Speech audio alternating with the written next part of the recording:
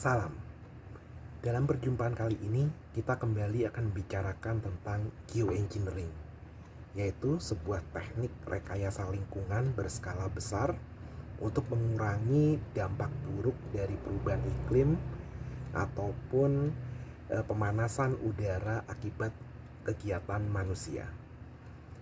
Nah, pendekatan geoengineering ada dua.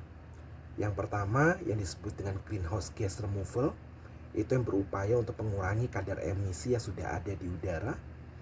Sementara pendekatan kedua adalah solar radiation management. Ini yang akan kita bicarakan pada kali ini. Solar radiation management itu sendiri adalah sebuah upaya untuk mengatur jumlah intensitas cahaya matahari yang mencapai permukaan bumi. Jadi idenya adalah kita mengatur intensitas sinar cahaya matahari untuk mengatur jumlah pemanasan yang ada di udara. Teknik dari solar radiation management ini biasanya dilakukan entah itu di atmosfer ataupun di ruang angkasa. Yang paling sederhana teknik solar radiation management itu adalah dengan mengecat putih entah itu atap bangunan ataupun permukaan jalan. Tujuannya untuk memantulkan sinar matahari secara lebih efektif. Cara lain bisa juga dengan merekayasa genetika dari tanaman agar warna daun mereka lebih cerah atau lebih mendekati putih sehingga lebih memantulkan sinar matahari. Namun dalam teknik geoengineering untuk solar radiation management yang paling umum digunakan yaitu yang bisa memberikan dampak pendinginan atau penurunan panas dengan skala besar, itu adalah dengan memutihkan awan, yaitu menambah kadar garam pada awan atau dengan menembakkan sulfur atau aerosol menggunakan pesawat di udara. Tujuannya adalah menciptakan semacam satu lapisan tipis aerosol atau sulfur itu untuk memantulkan cahaya matahari sebelum dia mencapai permukaan bumi. Hingga yang paling canggih adalah dengan memasang cermin di ruang angkasa, yaitu kita masang cermin di tempat kita biasa memasang satelit pada orbitnya, dan cermin itu yang berfungsi untuk memantulkan cahaya matahari sebelum dia mencapai permukaan bumi.